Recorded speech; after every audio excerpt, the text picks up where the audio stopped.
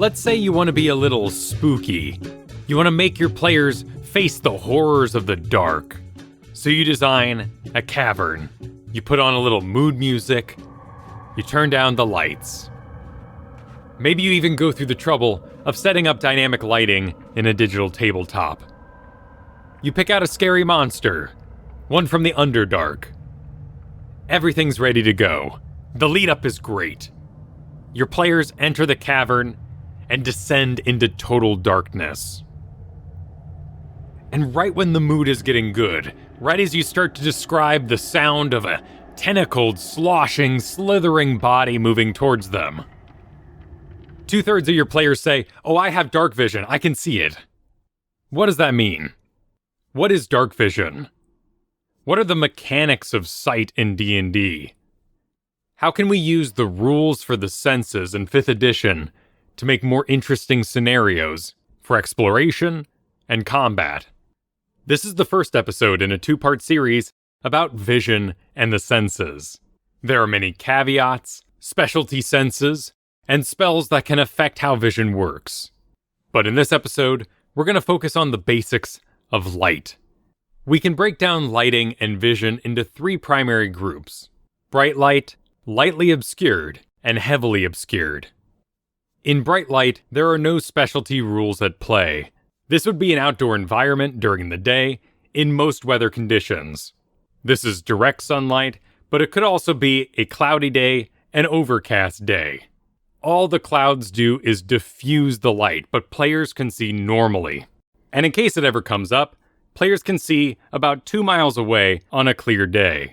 If the world your players are inhabiting happens to be flat, players can see about 30 miles away, if unobscured.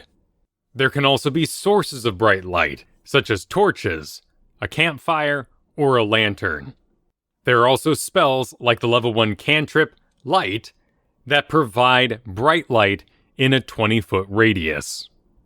But you will also notice on that spell that it's a 20-foot radius of bright light, and then dim light for an additional 20 feet. Dim light falls into that second category of lightly obscured. Lightly obscured can be thought of as shadowy conditions. This might be the area at the entrance of a cave, where the light starts to ebb. It could also be a darkened pathway between 2 buildings in a city. In a dense forest, where the foliage is blocking out the light, your players would be lightly obscured. Dusk, dawn, all are lightly obscured. It can also mean foggy conditions. All lightly obscured means is that players have disadvantage on perception checks. Our final category, heavily obscured, is where we get into total darkness. The players are deep inside that cave, they're in the bottom level of a thick rainforest, or they're surrounded by heavy fog. In a heavily obscured environment, players are considered blinded. And blinded means that players automatically fail any ability check requiring sight. Obviously, this covers perception checks, but the players would also fail a nature check if they wanted to deduce any information about their surroundings. They cannot see, therefore they cannot see the wall, they automatically fail and gain no knowledge. They can also not cast a spell successfully if it includes the phrase, "a creature you can see." A player with the blind condition would also have disadvantage on any attacks they make. Enemies who attack that player would have advantage. Now this does introduce our first rules conundrum when it comes to vision. If a player who is blind is fighting an enemy who is blind, the advantage and disadvantage cancel each other out. It would be a normal fight, which is rules as written, but is a little silly. So in that situation, you could home rule that both parties have disadvantage on their attacks. That is an extremely rare scenario, because a lot of player races have dark vision, and most monsters that would inhabit your caverns have dark vision as well. So let's return to our original question. What is dark vision? Dark vision is magical. It does not work like our real-world creatures who can see in the dark. An owl's eyes cannot see in total darkness. they amplify the little bit of light that exists at night. But here in Dungeons & Dragons, Darkvision does not require any source of light to be able to see in that dark. When you look at a player character sheet under Features and Traits, or a monster stat block under Senses, which is the same place you would see their perception score, you will see Darkvision plus a number. That number is the specific distance that player or creature can see in the dark. They are not blinded in darkness, though they could still be considered heavily obscured and therefore blind if they were in a thick fog. Creatures like dragons and drow have a dark vision of 120 feet, whereas goblins, tieflings, and the undead have a dark vision of 60 feet. Dark vision has no color, so when you describe things to the players with dark vision, use only black and white.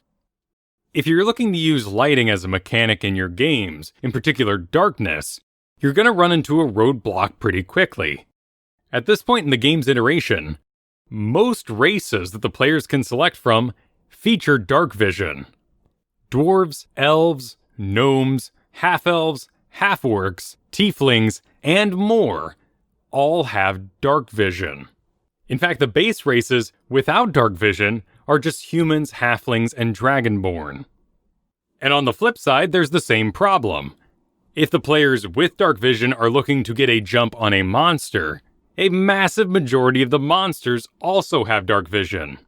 Goblins, kobolds, orcs, bugbears, gnolls, trolls, hobgoblins, even the fire elemental, who is shedding light in a radius around them because they're made of fire, features dark vision.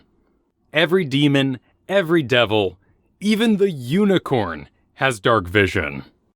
In this way, it's even more perplexing when you come across a creature without dark vision. Why do the Kuatoa fishmen have dark vision of 120 feet when the lizard man has no dark vision? Does a Medusa who has dark vision need to be in the dark more often than a bullywug? In that way, we can assume that a griffin is a better hunter at night than a harpy would be. But then why would a werewolf not have dark vision? The answer comes down to design. There was a purposeful choice made by the writers of 5th edition to make it so players could easily avoid the disadvantage and blinded condition brought by lighting. And in fact, removing the darkness is as easy as turning on a light, lighting a torch, setting up a campfire, casting a light spell, all bring us into bright light where players have no disadvantages. We as DMs have to transform our desire to play with darkness into a desire to play with stealth. Because in these dark conditions, a light would give away the party. By moving in total darkness, by taking advantage of dark vision, when we could cast a light spell, when we could light a torch, is about avoiding random encounters, bypassing those creatures that live in the dark, or gaining that stealth advantage for an upcoming combat. If this all sounds like too much, there's nothing wrong with that. You might have a moon that's been working out, just beaming down. Maybe you have 3 moons. Maybe it's one giant moon. But in your world, night is considered bright enough. You want to skip over the mechanics of lightly obscured and heavily obscured. That's fine. Your dungeons can all have magical torches, infinite candles. Caverns have luminous plants along the walls. There's a stream of lava in every cavern and throughout the fire temple that lights the whole place. You could also choose to put a toe into that pool of darkness mechanics. You're not really going to interact with darkness, but you're going to give players the tools they need to just avoid it in the first place. Maybe they're part of a Delver's Guild, and upon joining, they're given goggles of night. Maybe an NPC tells them that at the entrance to the cave they can collect bioluminescent worms that they can put in jars, and it'll give them infinite light for their time in the caverns. You could set up a dungeon with a mirror at the entrance that shoots light down the corridors. Every room has a mirror, and based on where they angle that mirror, they can get light for the next room. But if you don't prepare for darkness, if you just think it'll be fun for this one combat to have a heavily obscured party, your players are going to counter you aggressively. If lighting is just a hurdle to be overcome, it's going to be a chore. Who has dark vision? Who has a torch? Who has the stone with light cast upon it? Target other areas. Enjoy the technicalities of light. A fighter carrying a torch now must make a choice. Do they keep their shield or their sword? The light spell only works on a single object. It is dispelled if it's cast again. Dancing lights is a concentration spell, so if they cast another spell with concentration, they would be thrown into darkness.